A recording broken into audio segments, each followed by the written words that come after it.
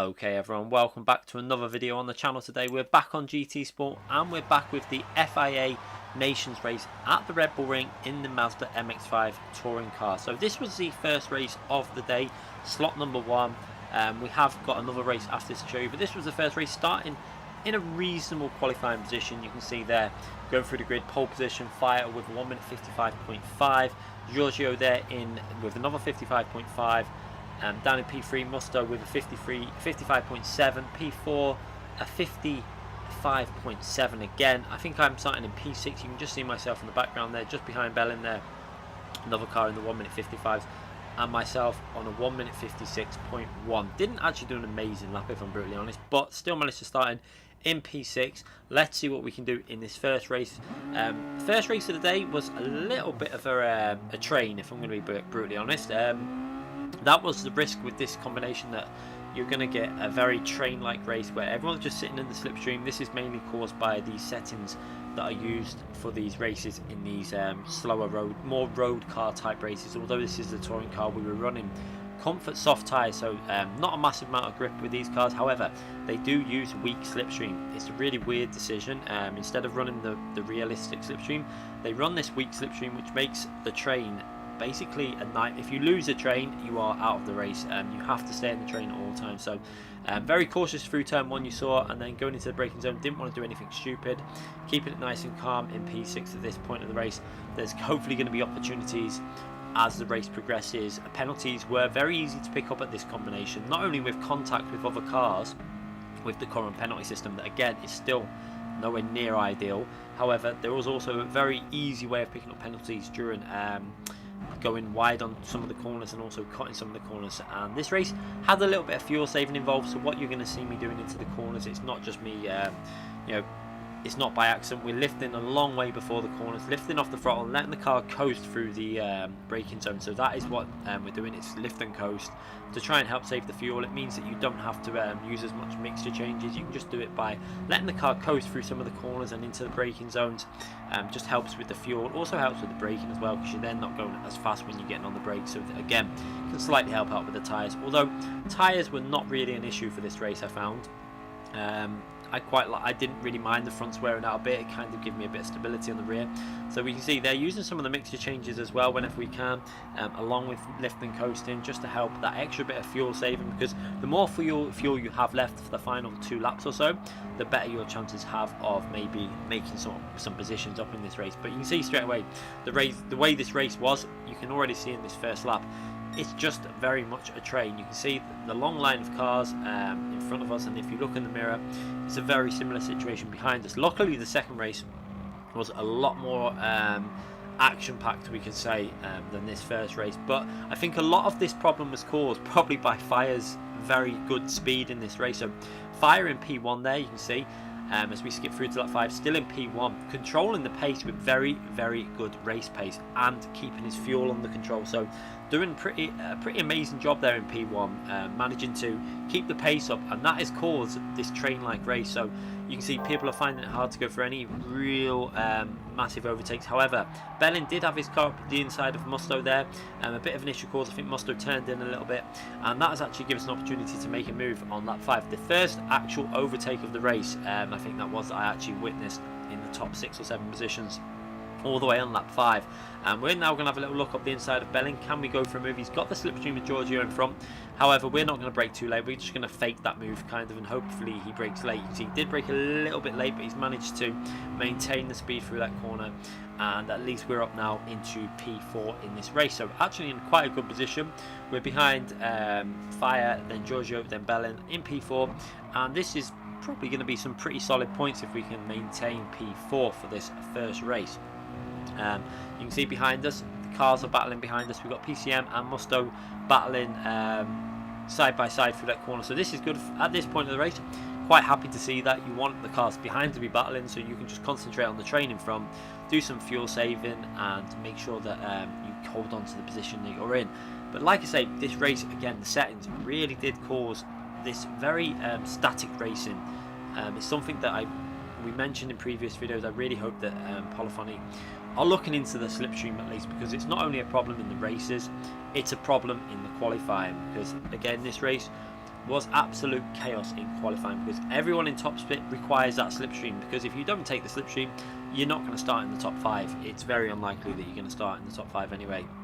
And that is why most people will be looking for the slipstream when in top splits. In lower splits, I'm not sure if it's as bad. It probably isn't, because it's not as essential. It's probably better to get a clean lap in lower splits, as we now skip ahead.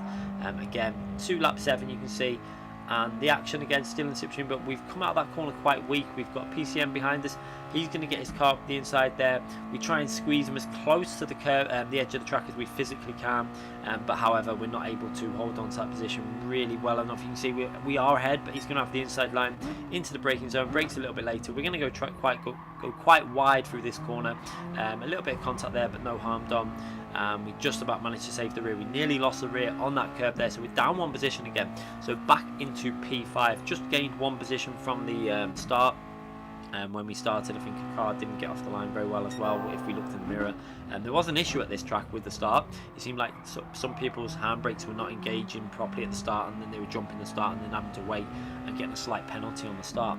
So that's a bit of a weird issue, but you can see up ahead, we've got a car with a penalty. It looks like that is Bellin.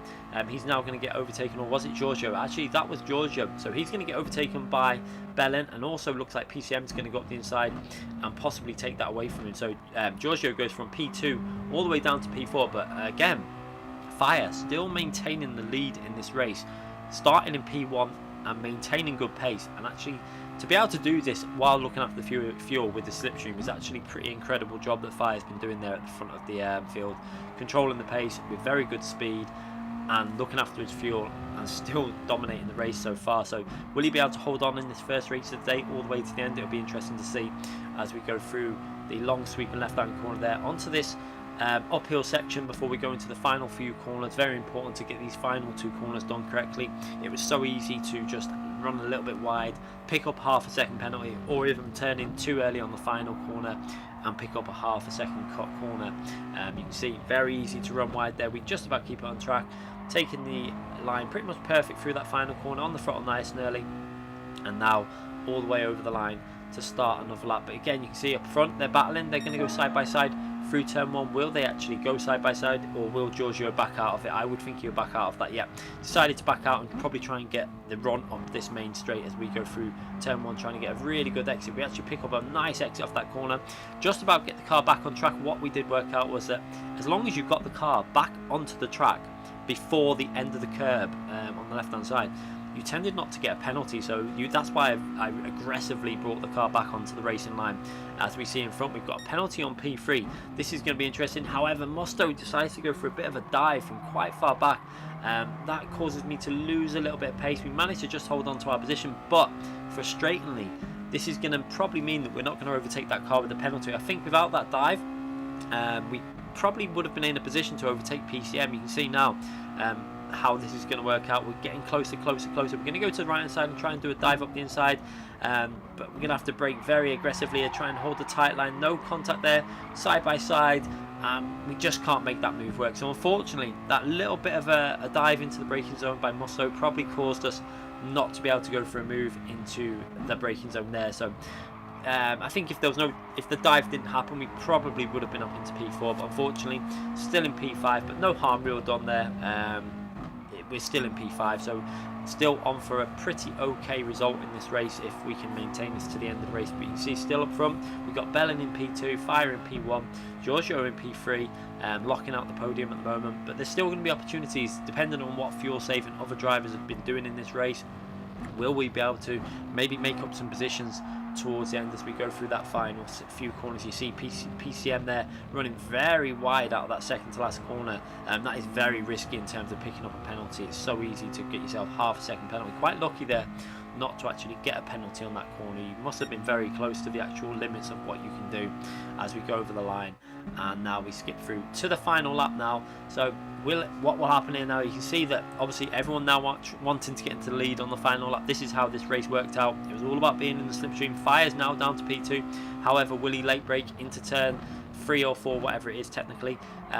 He's on the inside. He's got himself back into the lead. You can see, however, keep your eye on what's going up front. A tiny bit of contact between FIA and Bellin had to give Bellin a 2-second penalty, and it was so minor, the contact.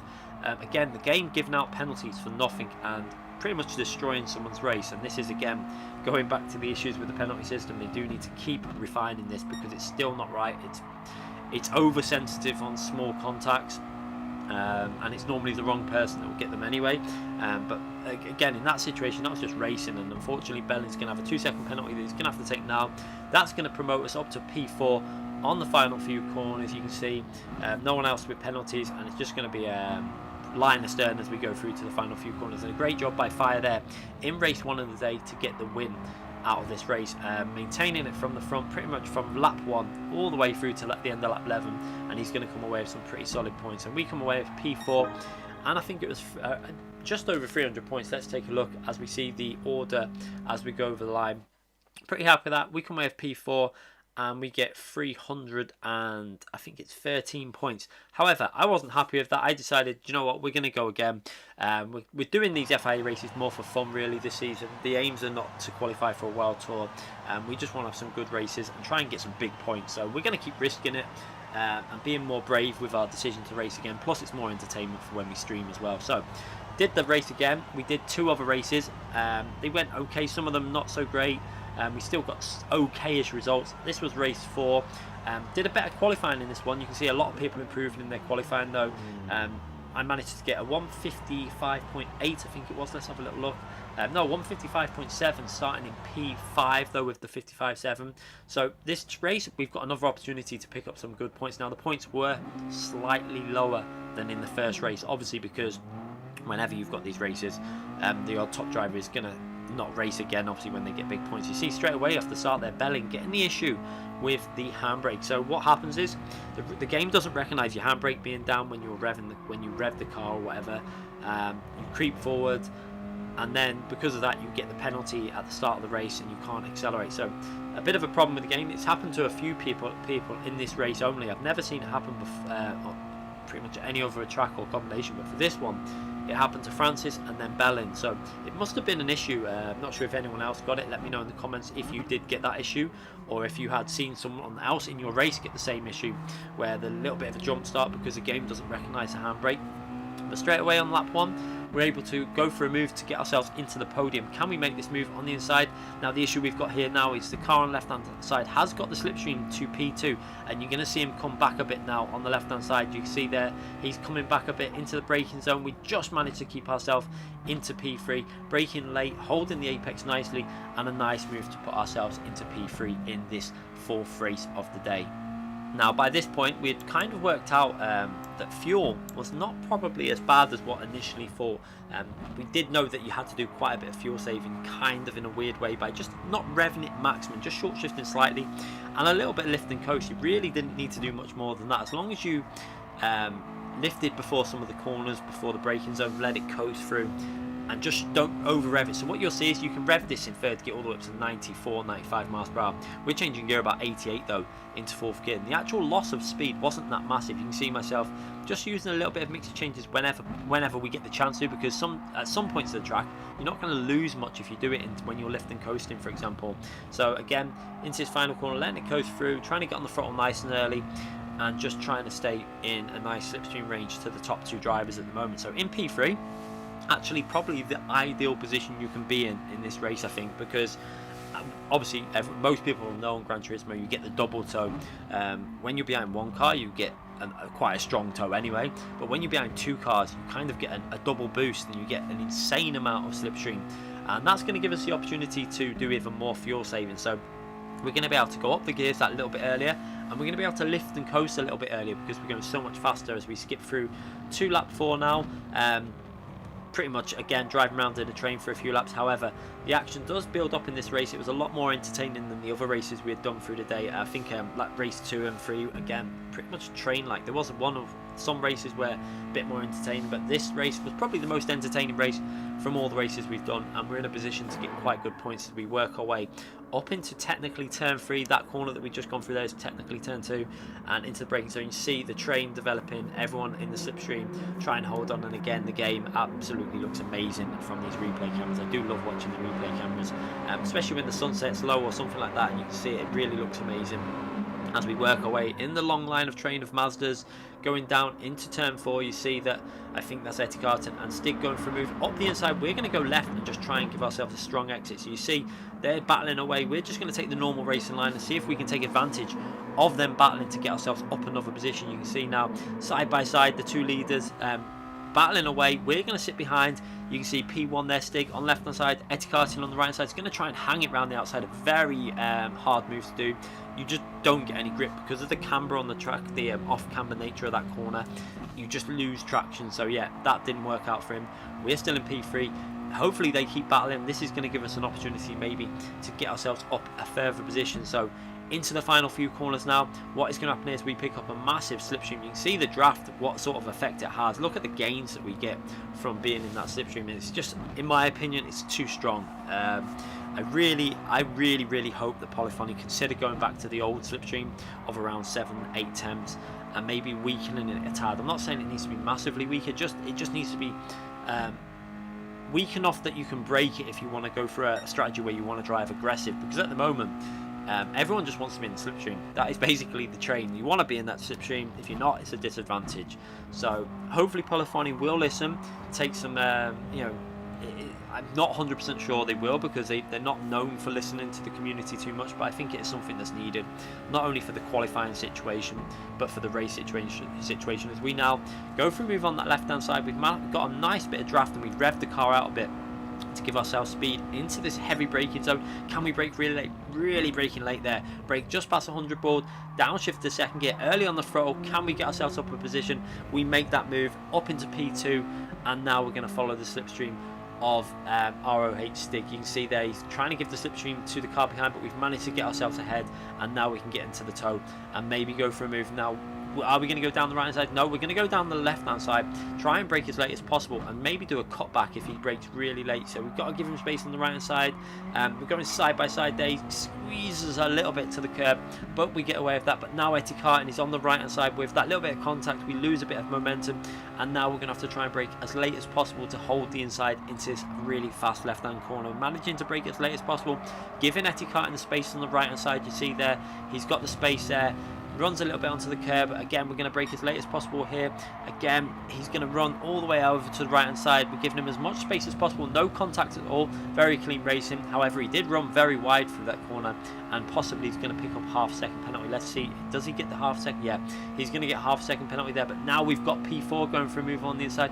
We're going to just try and brake late as possible, which we managed to do, but then we're going to have to be careful we don't run wide on that second to last corner. Managed to do that, and now through the final corner and working our way back over the start finishing line. So quite a hectic lap that, still in P3, but we've got cars in front, and you can see P1 has actually just picked up a penalty on that final corner for running a little bit wide. That is easily done, and this is what we were talking about with this track. Penalties were extremely easy to pick up, so actually looking like we could take the lead in this race now. Very interesting if we can get ourselves in the lead. If I can get a win out of this race, I'd be ecstatic. I didn't go into this race expecting a win, however, through the day I started to see that our speed was actually pretty strong, and we had pretty good potential at this track, and there was opportunities, if they come, that we might be able to get a good result. So going into the braking zone of turn 3, you can see both penalties building up now. We're going to line ourselves up in the slipstream and then go over to the left hand side, because we don't want to have any issues with the ghosting system on this game. So you'll see they're going to ghost. We're going to go to the left hand side, make sure that we don't go into any sort of false ghost situations, and now we're going to manage to go past the leader into the braking zone. You see we've got that move made.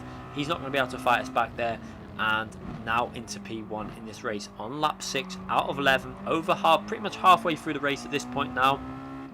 Just over halfway through the race. Yeah, this race is looking very good in P1 obviously, and looking like we can get a very good result from this. So at this point it looks like the gamble to race again after picking up 313 points could actually pay off. Now obviously in the earlier races it didn't look like, after we did that we didn't pick up anywhere near. I think we got like 280, 260 or something like that, and it wasn't working out. But at this point now, with a massive oversteer moment, it looks like this could actually work out for us, as now Stig is up on the inside. Will he go for a move into this final corner? He's actually going to back out there instead of losing too much time through this right hand corner. It's very risky to go side by side through here, so he's decided to back out. Clever driving there. Not worth, sometimes it's not worth risking at this point in the race. Sometimes it's better just to keep pushing and maybe try and, you know, make the gap a little bit bigger to other cars as we fast forward the action now for a lap or so, as we're just trying to hold on to this P1 position. You can see behind Stig probably doing a bit of fuel saving as well, why he can utilise the slipstream for a lap or so, get himself into the slipstream, do some short shifting, get his fuel back under control. So that is what is probably going on now. You can see going through the lap, just trying to make sure we don't make any mistakes on this lap as we fast forward all the way to the end of the lap, through the final corners at light speed there. Stig again through the final section, look very strong, and over the line, and we start lap 8 now. So we're coming to the final few laps in this race.